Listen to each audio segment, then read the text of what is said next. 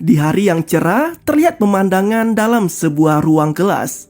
Nampak di tengah pelajaran yang sedang berlangsung, salah satu murid perempuan yang bernama Lucy dipanggil oleh sang guru. Menyusul adanya permintaan dari seorang pria yang agaknya seperti anggota kepolisian. Murid perempuan itu pun kemudian meninggalkan kelasnya dan menyisakan tanda tanya besar pada beberapa murid lainnya, termasuk Elizabeth. Murid cantik yang biasa dipanggil dengan Lizzie itu pun terlihat sempat membicarakan tentang Lucy bersama dengan salah satu temannya yang bernama Amanda ketika mereka berada di bus sekolah dalam perjalanan pulang. Meski Amanda tidak tahu secara pasti alasan dipanggilnya Lucy, namun ia sempat mengetahui bahwa ibu dari teman sekolahnya itu merupakan sosok yang aneh dan secara kebetulan juga sempat didatangi oleh polisi beberapa hari kemarin. Dalam film ini, Lizzie dikisahkan sebagai gadis yang baik dan penurut.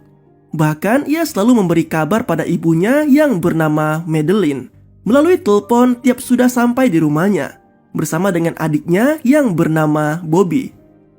Malam itu mereka melalui waktu bersama keluarga yang hangat dan penuh cinta seperti biasanya.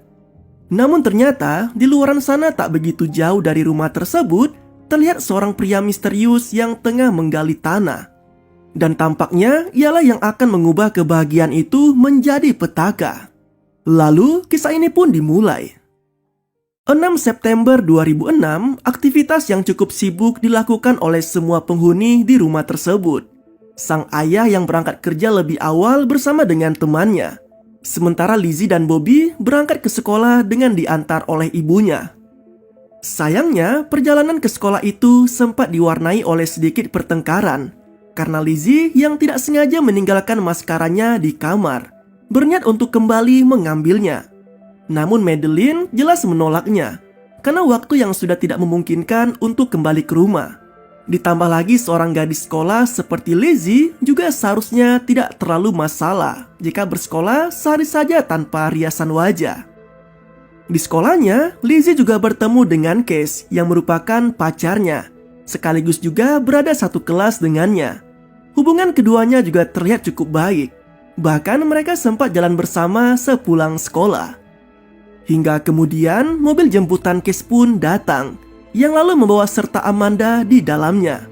Sedangkan Lizzie yang sempat ditawari untuk ikut diantar menggunakan mobil malah menolaknya dengan beralasan bahwa jarak menuju rumahnya sudah tidak terlalu jauh. Alhasil gadis itu pun kini harus pulang sendirian. Dalam perjalanan tersebut, Lizzie yang benar-benar menyusuri jalanan di tengah hutan sendirian tiba-tiba dihentikan oleh seorang pria yang memanggilnya dari kejauhan. Meski awalnya merasa curiga dan tidak ingin menghampiri pria itu, namun pria itu mengaku bahwa ia merupakan anggota dari kepolisian. Dan alhasil Lizzie pun mau mendekatinya. Sialnya, pria itu langsung memborgol tangan Lizzie dengan mengatakan bahwa anggota polisi lainnya telah menangkap Bobby. Lizzie yang mendengar keterangan tersebut jelas membantahnya karena merasa bahwa selama ini tidak ada hal aneh yang dilakukan oleh anggota keluarganya. Namun ia yang sudah terlanjur diborgol tak bisa berbuat banyak. Apalagi pria yang mengaku polisi itu juga langsung mengenakannya sebuah kalung yang diakuinya sudah ditanam bom sehingga tidak memungkinkan bagi Lizzie untuk berontak meski posisinya sudah sangat dekat dengan rumah. Anehnya, pria itu bukannya membawa Lizzie ke rumah, melainkan justru membawanya semakin jauh dari rumahnya, yang sontak menimbulkan rasa curiga yang sangat besar. Meski tetap saja, kondisinya kali ini tidak memungkinkannya untuk berontak. Sementara itu, Bobby yang sedang bermain game di rumahnya mendapat telepon dari ibunya yang menanyakan tentang kondisi rumah. Karena kali ini tidak biasanya, Lizzie tidak menelponnya seperti yang biasa ia lakukan. Dari sinilah Madeline akhirnya mengetahui bahwa putrinya memang belum kembali dari sekolahnya. Namun ia masih berpikir positif, karena mungkin saja Lizzie memang sedikit terlambat untuk pulang ke rumah. Hingga kemudian perasaan gelisah pun semakin berkecamuk karena Madeline yang juga menelpon Amanda ternyata tidak mendapatkan informasi apapun mengenai Lizzie. Bahkan teman sekolahnya itu juga sempat kaget ketika dikabari bahwa Lizzie masih belum pulang ke rumahnya. Bobby juga sempat diminta untuk melihat tempat pemberhentian bus sekolah yang biasa dilalui oleh kakaknya. Namun ia tak menemui Lizzie sepanjang perjalanannya. Hal itulah yang membuat Madeline akhirnya memutuskan untuk pulang kerja lebih awal. Di waktu yang sama, Lizzie yang sempat menghentikan langkahnya dan beristirahat sejenak akhirnya mulai mengetahui siapa sosok pria yang telah membawanya. Pria itu mengaku bahwa ia bukanlah seorang anggota polisi, melainkan hanya pria biasa yang ingin menculik Lizzie.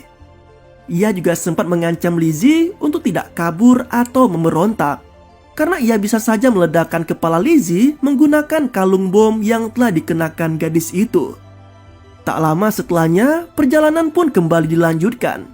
Dan tibalah mereka di sebuah lokasi yang ternyata terdapat pintu bunker yang ditutupi oleh tumpukan daun kering. Dari sinilah diketahui bahwa sosok pria yang sempat diperlihatkan tengah menggali tanah di awal film tadi merupakan pria yang kali ini sedang menculik Lizzie. Seolah mengartikan bahwa penculikan kali ini memang telah direncanakan olehnya dengan cukup baik. Di dalam bunker, Lizzie tidak lagi diborgol dan kalung bom yang tadi sempat dikenakannya kini sudah dilepas. Namun malangnya, gadis tersebut malah diberikan kalung rantai yang membuatnya tak bisa bergerak jauh dari tempat tidurnya. Sementara itu, pencarian yang dilakukan oleh Bobby bersama Amanda dan ibunya masih belum juga membuahkan hasil.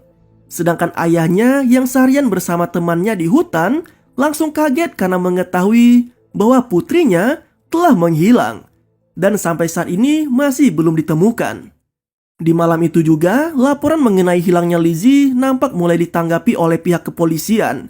Namun dari semua keterangan yang didapat, polisi hanya bisa menyimpulkan bahwa kemungkinan Lizzie memang sedang kabur karena pertengkaran yang sempat terjadi antara gadis itu dengan ibunya saat berangkat sekolah tadi pagi. Kembali ke Lizzie, gadis yang tak bersalah itu pun kini harus mendapatkan perlakuan yang tidak menyenangkan. Karena ia harus mau menjadi pelampiasan si penculik tanpa bisa memberikan perlawanan atau sekedar berontak. Dari sini semakin terlihat bahwa selama ini pria itu memang sudah mempersiapkan semuanya dan merencanakan penculikan yang ia tujukan pada Lizzie. Bahkan pria itu juga kerap mengajak Lizzie untuk berbincang, seolah ingin menciptakan perasaan nyaman pada gadis itu agar tidak terlalu murung karena merasa sedang diculik. Pria itu juga mulai mengungkapkan identitasnya dengan memperkenalkan dirinya sebagai Vincent. Hari pun berganti hari dan pencarian masih terus dilakukan oleh berbagai pihak. Mulai dari teman-teman sekolah Lizzie yang menyebar informasi tentang kehilangan teman mereka, kepolisian yang dibantu oleh para relawan, hingga sang ayah yang terus melakukan pencarian bersama dengan rekan-rekan pemburu lainnya. Sialnya, sang ayah yang sempat melalui area bunker milik Vincent malah tidak mengetahui adanya bunker di sana. Sedangkan Lizzie sendiri yang menyadari adanya orang di luar bunker sempat ingin meminta tolong. Namun sayangnya Vincent yang menyekap mulutnya jelas telah membuat gadis itu semakin tak bisa berontak. Hal yang hampir sama juga sempat terjadi di hari lainnya, di mana yang melintas kali ini adalah sebuah helikopter. Vincent segera menutupi tubuhnya bersama Lizzie menggunakan selembar aluminium berukuran besar yang diakuinya bisa mengelabui tangkapan thermal cam sehingga suhu panas mereka tidak akan terdeteksi oleh helikopter tersebut. Keduanya pun kemudian kembali berbincang tentang masa lalu mereka, di mana Vincent mulai mengungkapkan alasannya hidup di bunker ini. Tepatnya sejak ia menjadi buronan polisi karena telah dihasut oleh mantan istrinya sendiri yang selama ini benar-benar ia cintai. Hal itulah yang seolah menjadi alasan baginya untuk bisa kembali memiliki seorang wanita seutuhnya. Dan pilihan itu jatuh pada Lizzie. Keesokan harinya, Lizzie yang melihat adanya kesempatan untuk mengambil pistol sempat berusaha untuk menggapainya. Namun rantai di leher telah membuatnya tak bisa menjangkau pistol tersebut dan justru malah membangunkan Vincent dari tidur lelapnya. Untungnya, Lizzie yang cerdik langsung berpura-pura bahwa ia ingin buang air kecil. Dan Vincent pun percaya begitu saja. Seolah tak mau menyerah begitu saja, Lizzie kini mencoba memperdaya Vincent dengan berpura-pura bahwa ia sudah mulai terbiasa dengan sosok pria tersebut dan meminta agar rantai di lehernya bisa dilepas. Mendengar pernyataan tersebut, Vincent pun merasa sangat bahagia dan ia menuruti permintaan Lizzie dengan melepas ikatan di lehernya. Kemudian keduanya pun mulai mencurahkan perasaannya dengan kembali menikmati suasana yang sangat enak. Sejak saat itulah hubungan mereka terasa semakin dekat. Bahkan tampaknya kecurigaan sudah tidak ada lagi di antara keduanya. Termasuk Vincent yang bahkan sampai mengajari Lizzie cara menggunakan pistol tanpa merasa khawatir jika gadisnya itu akan berbuat macam-macam. Vincent yang sudah semakin percaya pada Lizzie akhirnya mengajak gadis itu untuk keluar saat malam. Mereka menuju ke sebuah bangkai mobil yang ternyata di dalam bagasinya sudah tersedia berbagai kebutuhan hidup yang diperlukan oleh Vincent. Dari sinilah sedikit terungkap bahwa sebenarnya keberadaan Vincent memang telah diketahui oleh seseorang.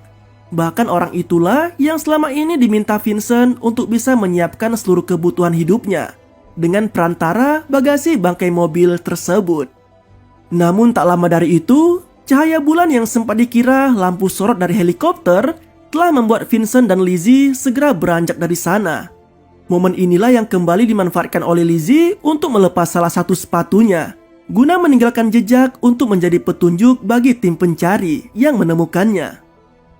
Di hari ke-7, Lizzie yang telah bangun lebih dulu dari Vincent berusaha untuk mendapatkan ponsel si penculik itu.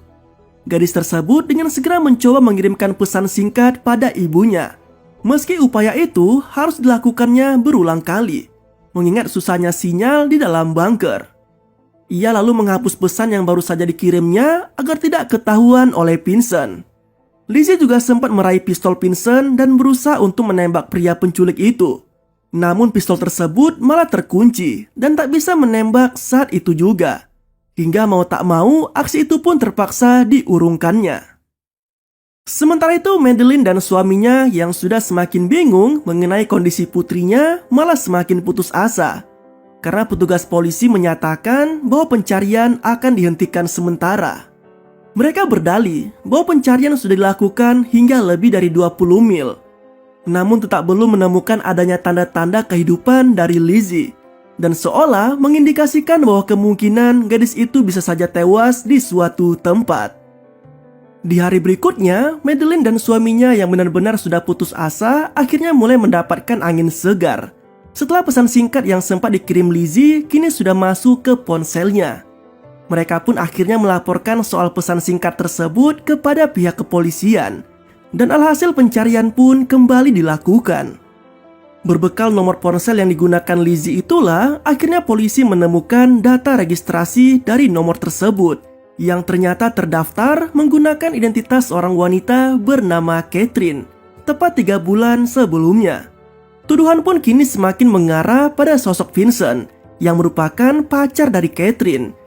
Meski awalnya wanita itu menolak untuk memberitahu yang sebenarnya dan selalu berdalih bahwa ia telah putus hubungan dengan Vincent, namun polisi yang tidak percaya tetap menggeledah tempat tinggal Catherine.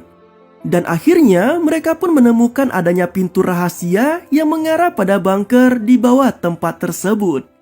Dalam kondisi yang sudah terpojok dan bisa diancam oleh dakwaan karena telah menyembunyikan seorang buronan, akhirnya Catherine mengakui bahwa selama ini ia selalu menyiapkan segala kebutuhan termasuk makanan yang diminta oleh Vincent dengan memanfaatkan bagasi dari bangkai mobil di hutan tersebut.